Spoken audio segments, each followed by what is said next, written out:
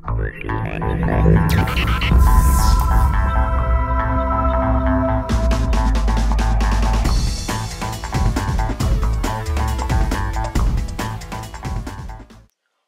again, guys, to another RC in Motion build series video on the TrailCrusher.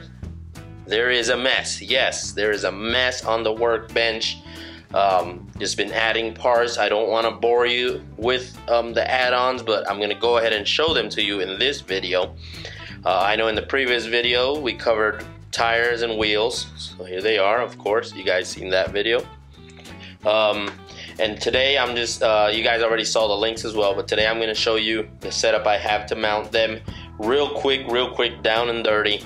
I'm just going to show you the setup, the transmission with the motor already on there, and we had a slight change on the gear ratio because of the drive shafts, but I'll show you that in a later video or in an update video.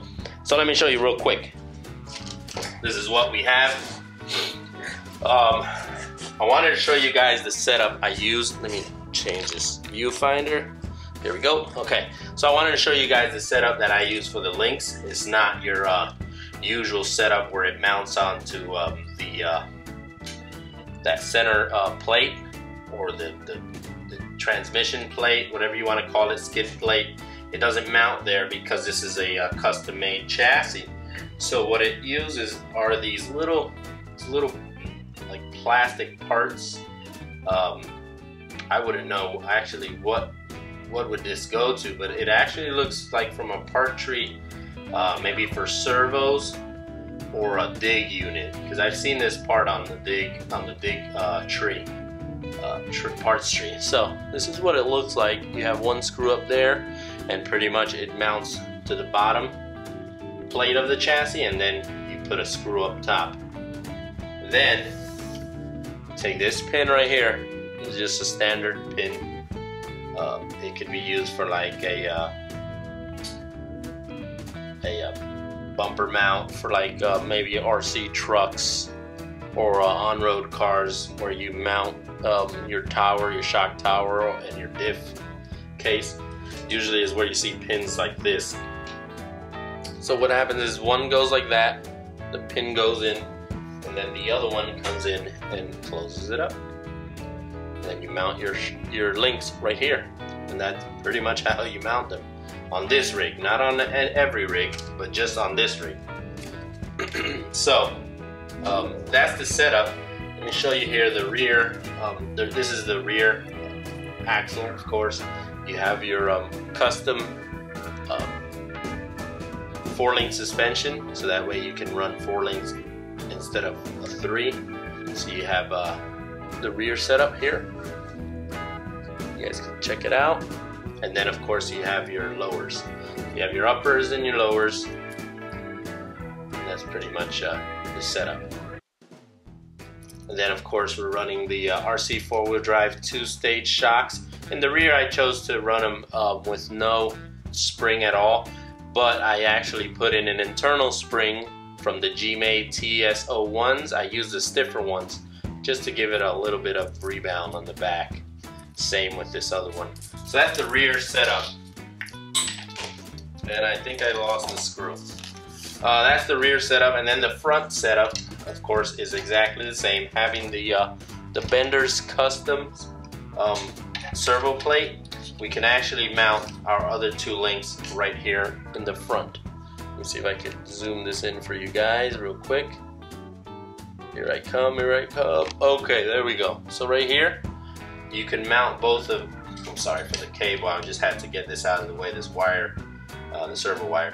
But right here, you'd mount your 2 upper links. And then, of course, you have your lowers that go into the same mount that I just showed you guys. So I'm gonna go ahead and button these up. In the front, I went with the springs in the front, dual rate springs, the same ones, RC 4-wheel drive, because of the weight bias from front to rear. Actually in the front is heavier than the rear. If you could see it on the stand, it's kind of tilted. So in a way, I thought running the shocks with the spring up front would be more beneficial. instead of running them in the back. So that's so far the setup we have. Transmission already has the motor, and you guys have seen we've went with the Ballistic Novak Racing brushless 18.5. That was a mouthful right there. And it's already mounted and everything. This is a censored, again, censored motor. It's gonna be glitchy, but we'll see how that works out. I have tons of other motors I can install, and we can go with brush instead of brushless.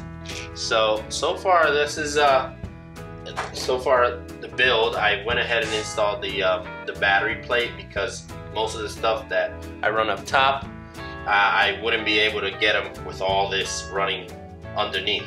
So I went ahead and mounted the battery plate, the winch. I still have to install the controller, goes to the rear. Check this out back here.